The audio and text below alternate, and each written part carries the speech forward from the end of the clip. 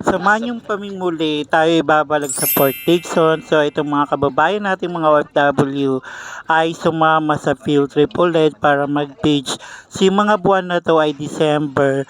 So bumalik ulit kami sa Port Dickson. So dito ulit sa may pantay Talokemang. So yung pinuntahan namin dati.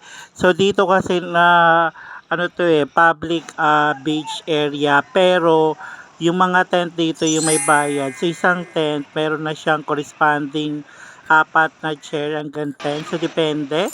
So ayan na yung mga kababayan natin. So ano kami dito, potluck lang. So bawat kababayan natin ay nagbaon ang kani-kanilang sarili. So kaming mga walang baon ay nakikain na lang. So since marami naman, so mamaya nga may pa-takeout pa ang aming mayora, yung admin namin. So, ayan, yung admin natin ay nagbaon ng papaitan at dito na nga nila ininit. At the same time, mag-grill sila ng isda later.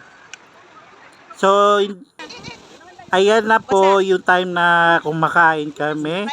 So, syempre, potluck din. Then, meron din mga travelers na India na sumama sa atin, pero hindi sila kumakain ng beef na karne. So, nakijoin naman sila sa inuman. Then, syempre, kumain sila ng isda kasi yung pwede nilang kainin dahil bawal nga sila sa beef na karne.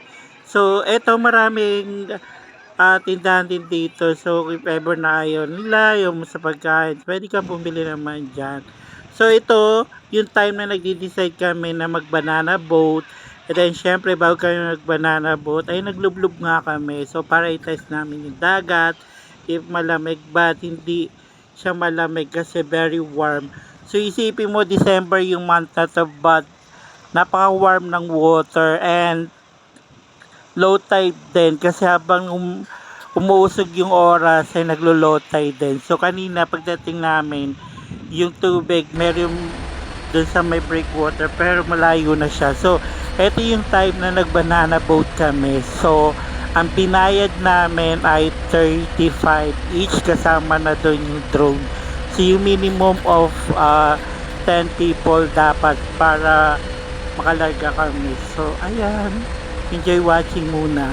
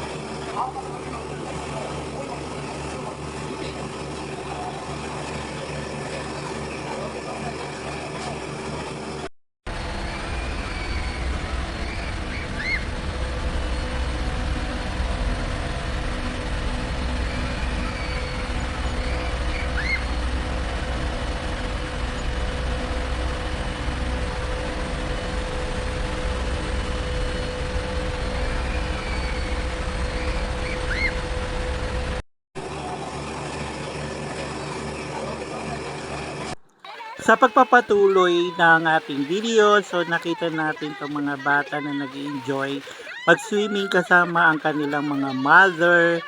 So, hindi kasi malamig yung tubig. So, ito nga yung labas ng beach area. So, marami kang activities na pwedeng gawin dito. Pwede kang mag-cycling, mag-go-kart, at yung ano tawag dito, skating.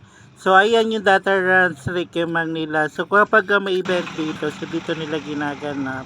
Malaking area kasi ito para sa event din ng lugar. So, ito yung time na to na bumalik na rin kasi kami.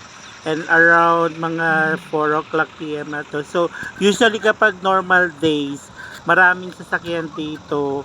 And siya nga pala, I forgot to mention na 4 na buses pero 4 na grupo yun. So magkakaiba yung admin. So dito na lang kami nagkita-kita.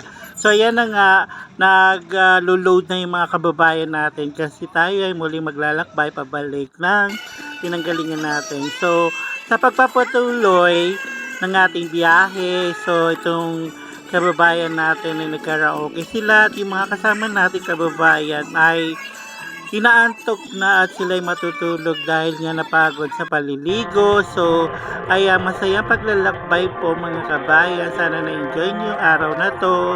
And sana makita-kita ulit tayo ulit sa susunod na travel. So, dumating na nga kami dito sa My Central Market. So, dito na nga kami nag-unloading ng mga passengers. So, kanya-kanya kami kuha ng aming gamit at kanya-kanya kami balik bahay namin. So, salamat muli mga kabayan at kung mapanood nyo to, ay huwag kalimutang mag-follow and subscribe po para sa muli nating pagkikita. Siyempre, paki-like na rin po and share ang ating video. Salamat!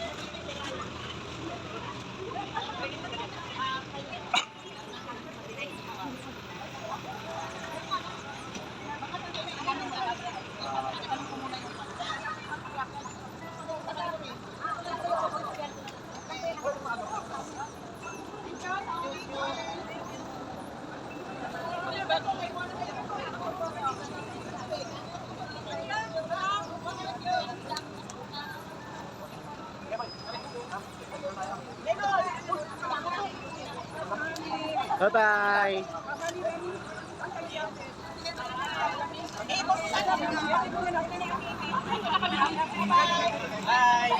Bye-bye! Bye-bye! Ingat! Manong, thank you!